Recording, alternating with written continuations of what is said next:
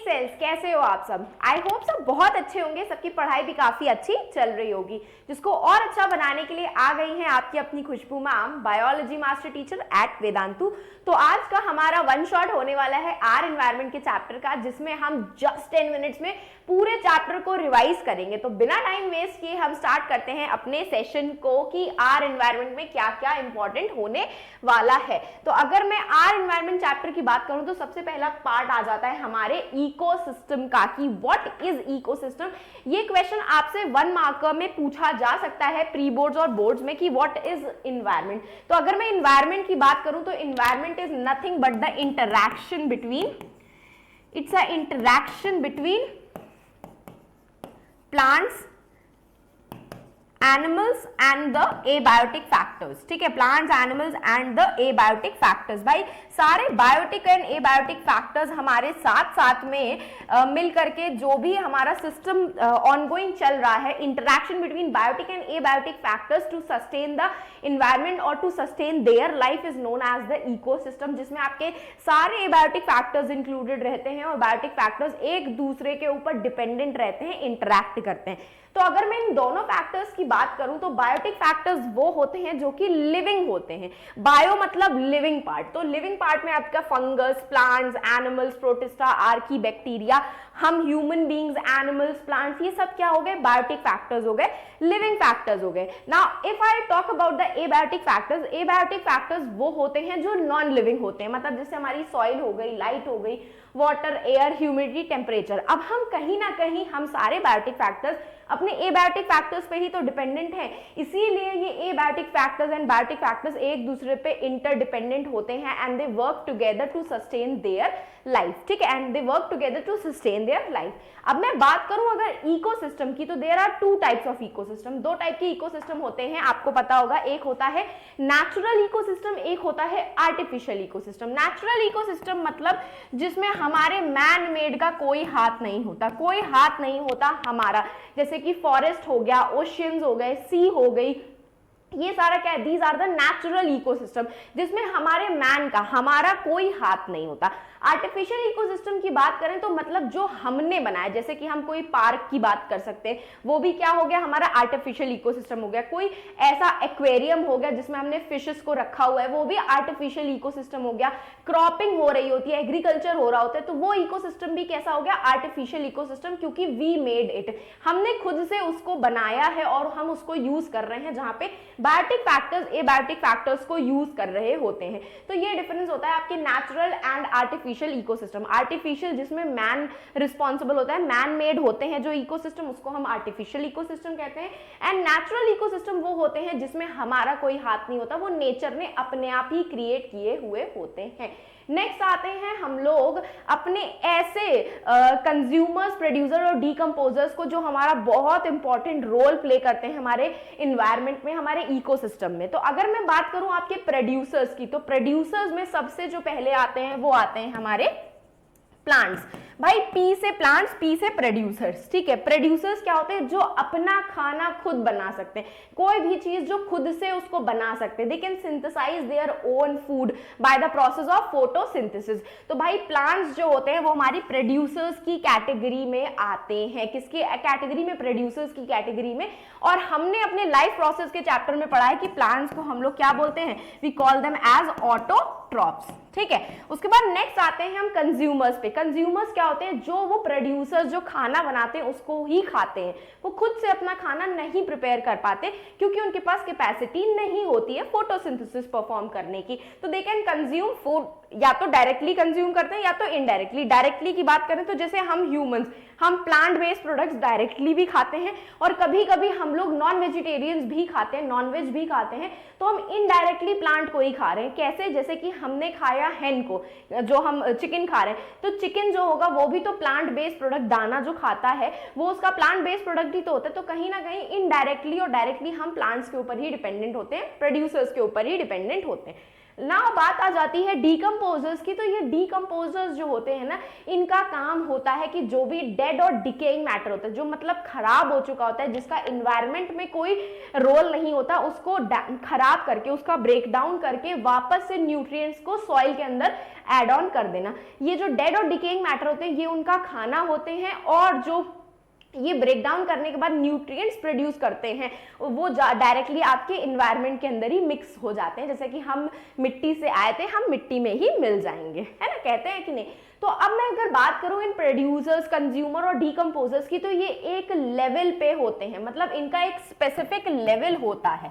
क्या होता है, दे occupy the specific level.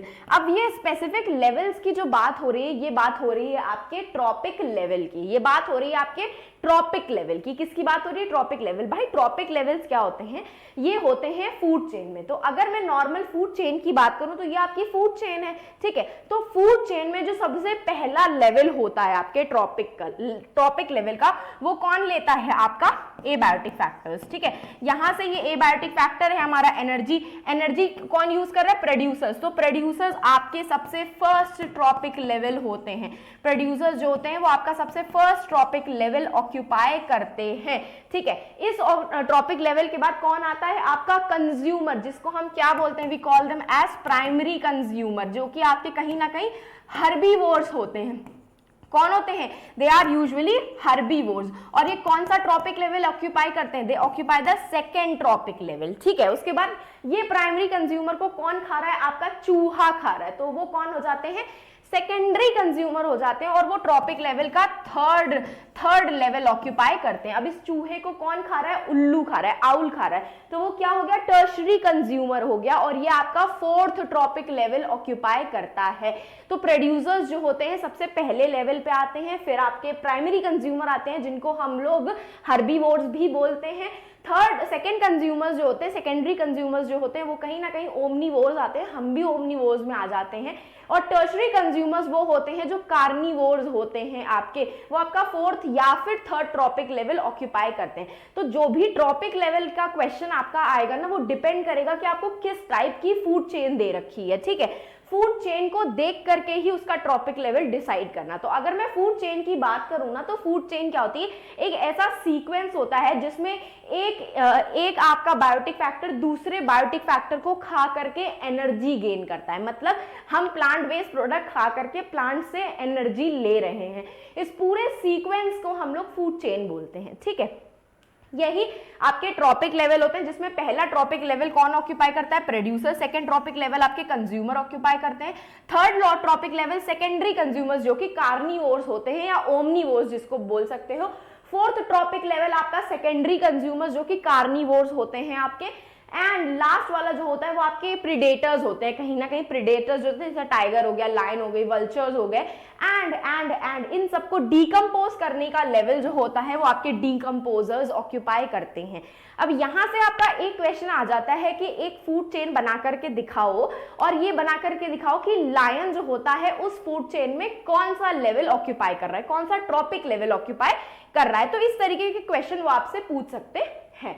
Next आ जाता है आपका फूड वेब। तो भाई फूड वेब कुछ नहीं होता, इंटरकनेक्टेड फूड चेन होती है। भाई एक इंसान के पास, अगर आपके पास एक ही खाना आपको डेली मिले तो वो खाना खत्म हो जाएगा, तो इसीलिए बहुत सारे वैरायटी ऑफ खाना आपके पास प्रेजेंट होता है। तो भाई फूड चेन में भी क्या होते हैं, फूड वेब में क्या होता है, बहुत सारी फूड चेन एक दूसरे के ऊपर इंटरकनेक्टेड होती है, ताकि फूड की क्या हो जाए, स्कार्सिटी नहीं हो जाए। तो यहाँ पे क्वेश्चन पूछ लिया जाता है कि which is more stable, food chain और फूड वेब। तो बात ये आ जाती है कि फूड वेब आपका ज्यादा स्टेबल रहता है। नेक्स्ट आते हैं हम लोग भाई एनर्जी लॉ के ऊपर। कौन से लॉ के ऊपर, 10% एनर्जी लॉ के ऊपर, जिसके ऊपर बहुत सारे क्वेश्चंस पूछे जाते हैं। तो भाई 10% एनर्जी लॉ में होता क्या है, ये जो आपके प्लांट होते हैं ना, ये जितनी एनर्जी आपका लेते हैं सनलाइट से खाना बनाने के लिए, उतने में से जितनी भी एनर्जी खुद थोड़ी बहुत, सपोज करो 10,000 जूल की एनर्जी उन्होंने अगर ली हुई है सन से, तो 10,000 में से आधे से ज्यादा वो खुद यूज कर लेते हैं अपनी ग्रोथ और डेवलपमेंट के लिए, आधे से ज्यादा हीट लॉस हो जाती है। और इस 10,000 जूल की सिर्फ 10% ही एनर्जी, कितनी परसेंट, सिर्फ 10% ही एनर्जी आपकी किसके पास जाती है, प्राइमरी कंज्यूमर्स के पास जाती है। किसके पास जाती है, प्राइमरी कंज्यूमर। अब प्राइमरी कंज्यूमर के पास इसकी 10% एनर्जी एनर्जी गई, मतलब यहां से ये सब कट गया आपका, ठीक है, कितनी 1000 जूल एनर्जी आपकी सिर्फ रैबिट के पास जाएगी। अब 1000 जूल जो एनर्जी रैबिट के पास होगी उसमें से आधे से ज्यादा एनर्जी वो खुद यूज कर लेता है और बहुत सारी एनर्जी लॉस हो जाती है, खत्म हो जाती है। तो अगेन आपका ये 1000 जूल की जो एनर्जी होगी उसका सिर्फ और सिर्फ 10% ही नेक्स्ट ट्रॉपिक लेवल पे जाता है, मतलब सेकेंडरी कंज्यूमर्स को जाता है, मतलब 100 जूल। अब अगेन आपका 100 जूल की एनर्जी में से बहुत सारी एनर्जी उसने खुद पे यूज कर ली, बहुत सारी हीट लॉस चली गई। तो अगेन आपका इस 100 जूल की एनर्जी का सिर्फ 10% ही नेक्स्ट ट्रॉपिक लेवल पे जाएगा। इसीलिए बोला जाता है कि फूड चेन जो होती है 4 ट्रॉपिक लेवल से ज्यादा नहीं होनी चाहिए, क्योंकि जितना ज्यादा फूड चेन को आप बढ़ाते जाओगे एनर्जी की कमी, एनर्जी लॉस बढ़ता जाएगा और सबसे ऊपर वाले ट्रॉपिक लेवल के पास बिल्कुल भी एनर्जी नहीं बचेगी खुद को सस्टेन करने के लिए, खुद को सस्टेन करने के लिए। एंड इसी को ही हम 10% एनर्जी लॉ बोलते हैं, जिन्होंने रेमंड लिंडमैन ने दिया था 1942 में। उसकी डेफिनेशन ये है कि during the transfer of energy from one trophic level to another trophic level only 10% of the energy from the organic matter is stored as flesh. सिर्फ 10% ही एनर्जी उनके खुद के अंदर रह जाती है, जिसको आप खा करके यूज करते हो, तो सिर्फ 10% ही एनर्जी आपके पास बचती है। इसी को ही हम 10% एनर्जी लॉ बोलते हैं, क्योंकि बहुत सारी एनर्जी वो खुद यूज कर लेते हैं और बहुत सारी उसमें से एनर्जी हीट लॉस के फॉर्म में नेचर में वापस चली जाती है, और नेचर में वापस जाती है तो आप वापस से उसको नहीं यूज कर सकते, सिर्फ प्लांट्स यूज कर सकते हैं। तो इसीलिए फ्लो ऑफ एनर्जी जो होती है वो यूनी डायरेक्शनल होती है। यहां से भी एक क्वेश्चन आता है कि फ्लो ऑफ एनर्जी क्या होती है, यूनी डायरेक्शनल होती है, मतलब सन से प्रोड्यूसर में जाएगी, कभी भी एनर्जी प्रोड्यूसर से निकल करके सन में नहीं जाती है as it is energy. Heat loss के फॉर्म में बस एनर्जी वापस जाती है, अदरवाइज जैसी एनर्जी वो यूज कर रहा है वैसी एनर्जी वापस एनवायरमेंट में रिवर्ट बैक नहीं होती है। इस लॉ को जरा प्लीज अच्छे से पढ़ लेना, बहुत क्वेश्चंस आते हैं इस लॉ के ऊपर। नेक्स्ट आ जाते हैं हम लोग बायोमैग्निफिकेशंस के ऊपर। ये वाला भी टॉपिक काफी ज्यादा इंपॉर्टेंट है। जैसे आपने देखा कि एनर्जी जो है सिर्फ आगे लेवल में 10% ही जा रही है, बाकी सारी लॉस हो जा रही है। यहां पे बात होती है केमिकल्स की, यहाँ पे बात हो रही है आपके केमिकल्स की। अब देखो आपका जो पानी है, पानी के अंदर बहुत सारे फर्टिलाइजर्स वगैरह आपके बह करके चले जाते हैं जब आप क्रॉप्स में पेस्टिसाइड्स फर्टिलाइजर्स वगैरह यूज करते हो। उस पानी के अंदर जो प्रोड्यूसर्स होते हैं, मतलब आपके जो प्लैंक्टॉन्स होते हैं, फाइटोप्लैंक्टॉन। अगर मैं नॉर्मल टेरेस्ट्रियल एनवायरनमेंट की भी बात करूं तो सपोज करो कोई आपकी क्रॉप हो गई, वो क्रॉप को कौन खा रहा है, ग्रास होपर खा रहा है, ठीक है। सपोज करो उस क्रॉप को ग्रास होपर खा रहा है, ग्रास होपर को फ्रॉग खा रहा है और फ्रॉग को कौन खा रहा है, स्नेक खा रहा है, सपोज करो, ठीक है। फ्रॉग को कौन खा रहा है, स्नेक खा रहा है। तो भाई क्रॉप्स को आगे ग्रो करवाने के लिए आप क्या करते हो, फर्टिलाइजर्स का यूज करते हो। तो क्रॉप्स के अंदर जो फर्टिलाइजर गए वो क्या हो जाते हैं, केमिकल्स होती है। ये केमिकल्स जो होते हैं नॉन बायोडिग्रेडेबल होते हैं। What are they are the non biodegradable. क्या होते हैं, नॉन बायोडिग्रेडेबल होते हैं आपके ये केमिकल्स, ठीक है। इनको आप ब्रेक डाउन नहीं कर सकते हो।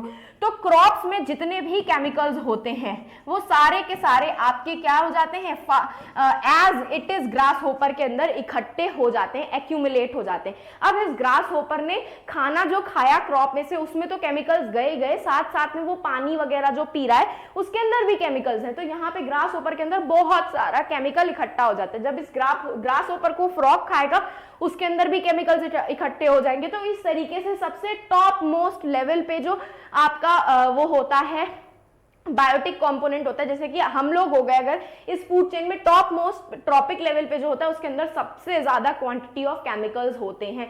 इसी को ही हम बायोमैग्निफिकेशन बोलते हैं। इसमें क्या होता है, accumulative increase in the concentration of persistent substance, जैसे कि मेटल्स का, पेस्टिसाइड्स का। क्योंकि ये सब चीजें हमारी बॉडी में डिकम्पोज नहीं हो सकती हैं, ना ही ब्रेक डाउन हो सकती है, ना ही डाइजेस्ट हो सकती है।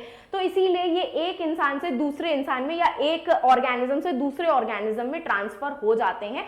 इसी पूरे प्रोसेस को हम बायोमैग्निफिकेशन बोलते हैं। एंड ह्यूमन सबसे ज्यादा अफेक्ट होते हैं इस प्रोसेस से, क्योंकि हमारे अंदर सबसे ज्यादा अमाउंट ऑफ केमिकल्स डिपॉजिट होते हैं। नेक्स्ट आ जाते हैं हम ओजोन लेयर के ऊपर। ओजोन लेयर से रिलेटेड आपका एक क्वेश्चन तो हमेशा आ जाता है कि what are the different reasons for the hole in the ozone layer. भाई ये जो ओजोन लेयर होती है ये एटमॉस्फेयर को ब्लैंकेट की तरह कवर कर रही है। क्या कर रही है? ब्लैंकेट की तरह कवर कर रही है, क्योंकि सन से, आपके सन से बहुत सारा यूवी रेडिएशन आपके अर्थ के अंदर एंटर कर रहा है। तो बहुत सारा जो यूवी रेडिएशन अगर अर्थ के अंदर एंटर करने लगेगा तो अर्थ का टेम्परेचर भी बढ़ जाता है और हमको नुकसान भी हो सकते हैं, हेल्थ कंडीशंस हो सकती हैं। तो इससे बचाने के लिए ओजोन लेयर काम करती है। अब ये ओजोन लेयर हमारी खराब कैसे हो रही है? इसका सबसे बड़ा रीजन है आपके रेफ्रिजरेटर्स, एसीज। ठीक है, रेफ्रिजरेटर्स और एसीज के अंदर जो है कूलेंट यूज होता है। क्या यूज होता है? कूलेंट यूज होता है उसको ठंडा करने के लिए, जिसको हम क्लोरोफ्लोरोकार्बन्स बोलते हैं। अब ये जो ओजोन लेयर होती है ना, ये O3 मॉलिक्यूल होता है। O3 जो कि बनता कैसे है? ऑक्सीजन के 2 एटम से प्लस एक ऑक्सीजन का फ्री एटम के साथ मिलकर के ये O3 का मॉलिक्यूल बनाता है। अब ये जो O3 का मॉलिक्यूल है ना, इसको यूवी रेडिएशन तोड़ सकते हैं, किसमें? ऑक्सीजन में और एक सिंगल ऑक्सीजन के एटम में। तो भाई ये जो क्लोरोफ्लोरोकार्बन्स होती है ना, ये क्लोरोफ्लोरोकार्बन्स को सनलाइट जो होती है, आपकी यूवी रेडिएशंस जो होती हैं, उसमें से एक क्लोरीन का मॉलिक्यूल एक्स्ट्रा निकाल लेती हैं। सिंगल एक क्लोरीन का एटम निकाल लेती है। ये क्लोरीन का एटम क्या करता है? आपके O3 के साथ, आपके O3 को, O3 मतलब ओजोन को तोड़ने की कोशिश करता है और क्या कर देता है? O2 प्लस O में कन्वर्ट कर देता है। O2 प्लस O में कन्वर्ट करके खुद एक फ्री ऑक्सीजन के साथ जाकर के कंबाइन हो जाता है, खुद एक फ्री ऑक्सीजन के साथ कंबाइन हो जाता है जाकर के, फिर उस फ्री ऑक्सीजन से हट करके एक नए ऑक्सीजन मॉलिक्यूल के साथ कंबाइन होता है। इस तरीके से सपोज करो यहाँ पे ये क्लोरोफ्लोरोकार्बन आया, यहाँ से एक क्लोरीन निकल गया, ये क्लोरीन ने आपके ओजोन मॉलिक्यूल को तोड़ दिया। ठीक है, तोड़ दिया और खुद जाकर के ऑक्सीजन के मॉलिक्यूल के साथ कनेक्ट हो गया। O3 क्या हो रहा था? O2 प्लस O से मिलकर के बना था, तो ये क्लोरीन क्या करता है? ऑक्सीजन के साथ कंबाइन हो जाता है। अब ये ना अनस्टेबल होता है, इसके साथ ये बहुत देर तक कंबाइन नहीं रह सकता। इस पूरे को हम ना क्या बोलते हैं? क्लोराइन मोनोऑक्साइड, इसको बोलते हैं हम क्लोराइन मोनोऑक्साइड। ये क्लोराइन मोनोऑक्साइड क्या करता है? अगेन आपके क्या करता है? अपना जो उसने ऑक्सीजन का मॉलिक्यूल लिया था फ्री ऑक्सीजन का, उसको छोड़ देता है। अगेन वो क्या करता है? इस तरीके से आपके आसपास जाकर के ओजोन लेयर को अफेक्ट करता रहता है। तो ऑल टोटल मिलाकर के आपका जो क्लोरोफ्लोरोकार्बन्स में क्लोरीन प्रेजेंट होता है वो ओजोन को, O3 मॉलिक्यूल को स्टेबल रहने नहीं देता है, उसका ऑक्सीजन चुरा लेता है, उसका ऑक्सीजन बार बार चुरा लेता है। तो इस तरीके से आपके धीरे धीरे करके ओजोन लेयर के अंदर होल होता जा रहा है। तो अब नेक्स्ट आता है इसका पार्ट गार्बेज का। भाई गार्बेज जो होता है 2 टाइप के होते हैं, एक होते हैं हमारे बायोडिग्रेडेबल, एक होते हैं हमारे बायोडिग्रेडेबल और एक होते हैं हमारे नॉन बायोडिग्रेडेबल, एक होते हैं हमारे नॉन बायोडिग्रेडेबल। तो बायोडिग्रेडेबल वो वेस्ट होते हैं जिसको हम डीकम्पोज कर सकते हैं, जैसे कि किचन का वेस्ट हो गया, वेजिटेबल पील्स हो गई, एनिमल एक्सक्रीटा हो गया, ये सब क्या हो गया? बायोडिग्रेडेबल वेस्ट होते हैं जो आपके आराम से ब्रेक डाउन हो सकते हैं। नॉन बायोडिग्रेडेबल वेस्ट में आ जाते हैं आपकी प्लास्टिक्स, मेटल्स। इतना ज्यादा इकट्ठा हो गया जिसकी वजह से हमारे एनवायरमेंट में क्या हो रहा है? पॉल्यूशन क्रिएट हो रहा है। तो भाई इस टॉपिक से ना आपके जनरल क्वेश्चंस बहुत आते हैं। कैसे क्वेश्चंस आते हैं? जनरल क्वेश्चंस बहुत आते हैं। बायोडिग्रेडेबल वेस्ट आपको पता है, नॉन बायोडिग्रेडेबल वेस्ट भी आपको पता है, जो हम बचपन से पढ़ते आ रहे हैं, प्लास्टिक वगैरह, जिसको बहुत इजीली हम डिग्रेड नहीं कर सकते, सालों साल लग जाते हैं। तो इसका सबसे अच्छा तरीका होता है रीयूज, रिड्यूस एंड रिसाइकल करने का। हम पॉलिथीन बैग्स को, प्लास्टिक की बॉटल्स को रीयूज कर सकते हैं, या तो हम उनके यूज को रिड्यूस कर सकते हैं या फिर हम उनको रिसाइकल करके वापस से यूज कर सकते हैं। इस तरीके से हम अपने वेस्ट को कम कर सकते हैं, रिड्यूस कर सकते हैं, जो हमारे एनवायरनमेंट को काफी ज्यादा अफेक्ट कर रहा है। तो इस पूरे चैप्टर में 10% लॉ, आपका biomagnification, food chain and food web से सबसे ज्यादा क्वेश्चंस आते हैं। ये 4 टॉपिक को अच्छे से प्रिपेयर कर लेना। And this was the end of our session पसंद आया हो तो लाइक कर देना, शेयर कर देना एंड सब्सक्राइब कर देना चैनल को। इस सेशन की PDF चाहिए तो टेलीग्राम चैनल को ज्वाइन कर लो, जिसका लिंक सेशन के डिस्क्रिप्शन बॉक्स में अवेलेबल है। एंड अब हम फिर मिलेंगे चलते चलते ऐसे ही नेक्स्ट अमेजिंग सेशन में। तो bye bye and take care. Like कर देना, शेयर कर देना एंड सब्सक्राइब कर देना। Bye bye.